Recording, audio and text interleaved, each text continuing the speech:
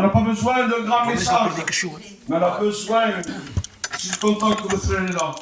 Que Dieu te bénisse, mon frère. Hein? Il y a des souvenirs. Hein? Ça fait plaisir de voir des anciens qui reviennent à l'église. J'ai un message.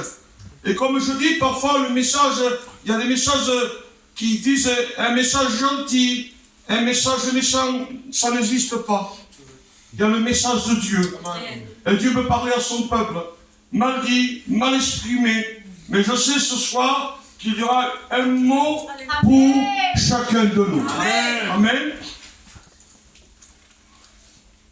Voilà ce que dira la parole de Dieu dans le livre des Proverbes, 24 et verset 31. Il dira ceci. J'ai passé près d'un champ d'un paresseux. C'est-à-dire que cet homme est en train de se promener et il passe près d'un champ et il constate un champ. Il voit un désastre à travers ce champ. Il voit un champ qui n'est plus cultivé. Il voit un champ qui n'est plus, qu'ils n'ont pas pris soin de ce terrain. Alors, le terrain, il regarde, qu'est-ce qu'il voit? Il n'y a pas de fruits, il n'y a pas de salade, il n'y a pas de fruits, des légumes, non. Qu'est-ce qu'il voit? Il voit des épines. Il constate, il regarde, et il voit un mur renversé de pierres.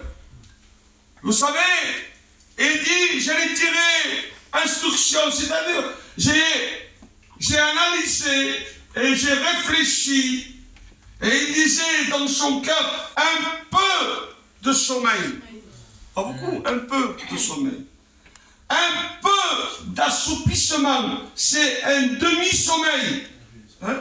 Bon, je sais que lorsque sono dentro un fauteuil come la televisione, mi ho dormito. Sono per me, senti la scrittura scappare, mais sono dormito. Je ne peux pas agir. Un peu de sommeil, un peu d'assoupissement et la pauvreté te suspendra. Lorsqu'un terrain, le terrain c'est notre vie. Hein? C'est le champ. Notre terrain, c'est notre cœur. Et dans ce terrain, il y a des épines, le mur inversé, c'est un terrain stérile, qui ne porte pas du fruit, il n'y a rien. C'est un terrain mort. Un peu de sommeil, un peu de s'apoussement, et la pauvreté te suspendra. Vous savez, le mot pauvreté veut dire faible. Le mot pauvreté veut dire misérable, veut dire malheureux, veut dire petit. C'est vrai que quelqu'un qui est pauvre est petit. Quelqu'un qui est pauvre, c'est un faible. Quelqu'un qui est pauvre, c'est un malheureux. Ce n'est pas quelqu'un qui est heureux. Il vit de jour en jour. C'est un malheureux. Et un faible, un malheureux, un malade spirituellement pauvre. Des fois, j'apporte des messages bons, mais ce soir, je sais que Dieu veut nous parler. Amen.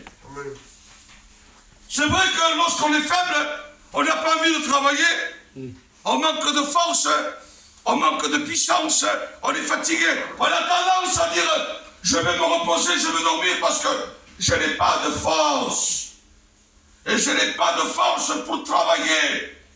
Car le mot sans force veut dire que tu es faible. Et parfois dans notre vie chrétienne, la faiblesse nous atteint. Et on n'a pas envie de chanter. On n'a pas envie de venir à l'église. Et au frère Paul me raconte que souvent, il vient faire des visites. Il dit, Paul, sois fort. Tu es fort. Parce qu'il a un âge aussi, hein, Paul. Il a ses problèmes. Mais il me dit, je viens visiter lui. Tu es fort, Paul. Mais il y en a qui n'ont pas de force. Ils n'ont pas la force de venir à l'église. Même pas la force de dire Amen à la parole de Dieu. Même pas la force de chanter.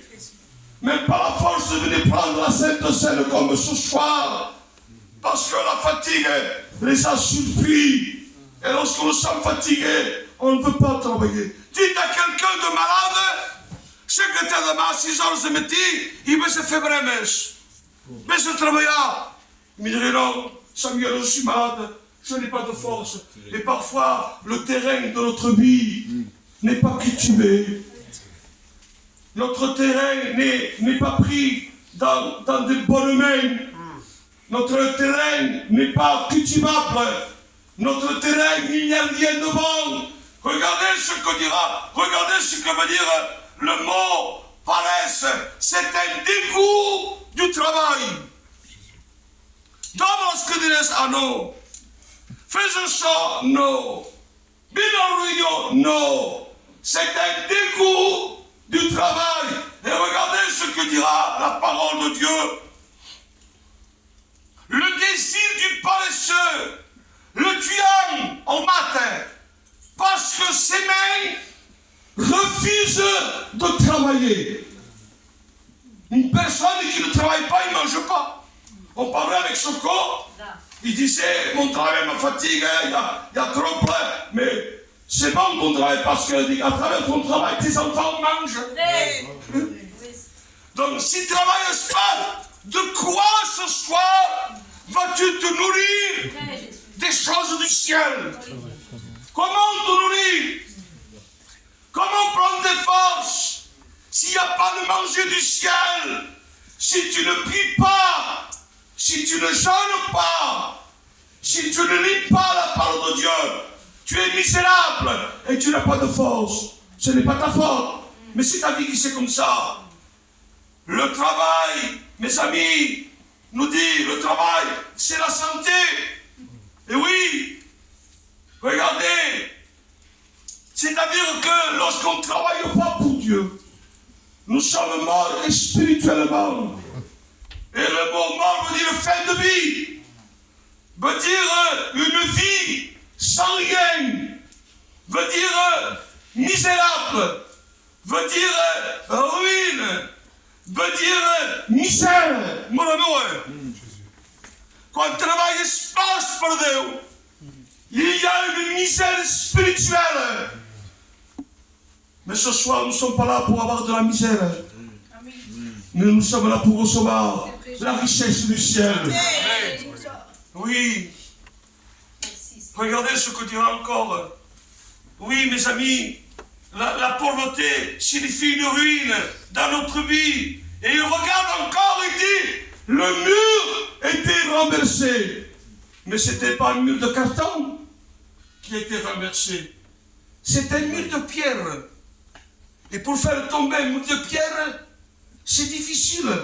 Il y a des symboles, un mur. Vous savez, parce qu'il y a un mur autour du terrain, c'est pour éviter que le voleur de l'extérieur vienne voler la récolte du terrain. C'est une protection. Mais quand le mur est renversé, comme ce soir peut-être le mur de ta vie est renversé, le voleur qui est Satan peut rentrer dans le terrain et voler la semence de Dieu. Le mur renversé, un mur de pierre, pour le renverser, on ne peut pas le renverser avec un souffle.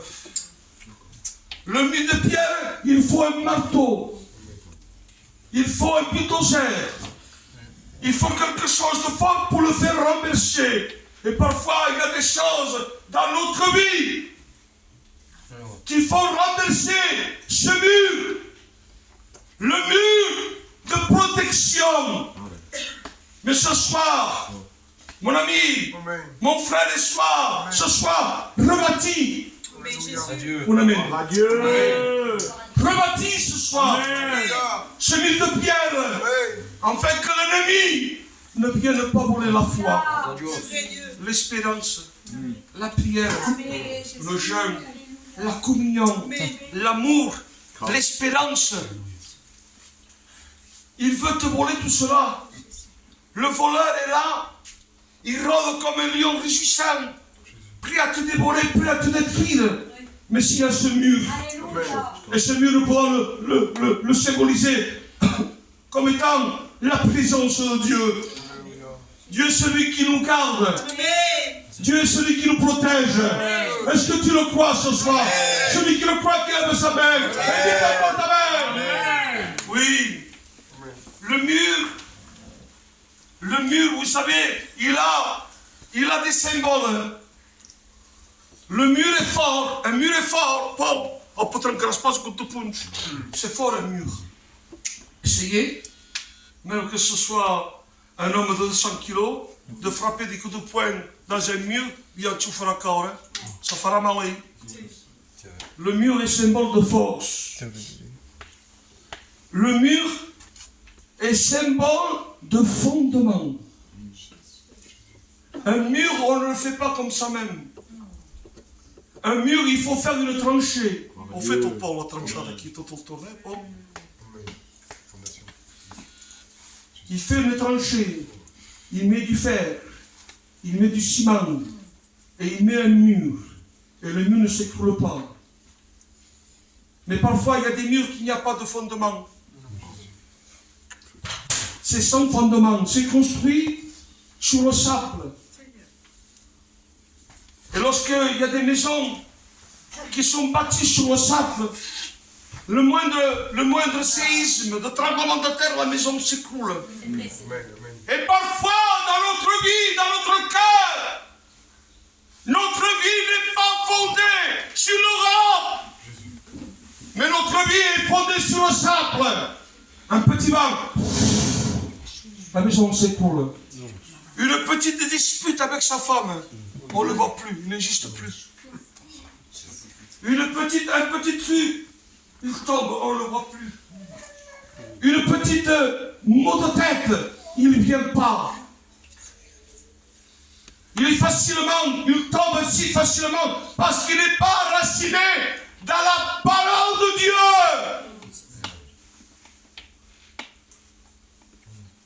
Le vent souffla, la pluie tomba et la maison s'écroula. Pour cause, hein, le vent.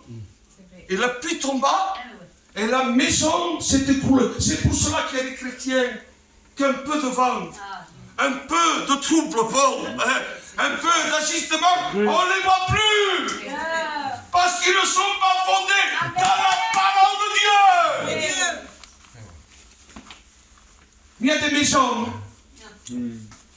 comme la maison de cet homme Job. Gloire à Dieu. Qui est Job?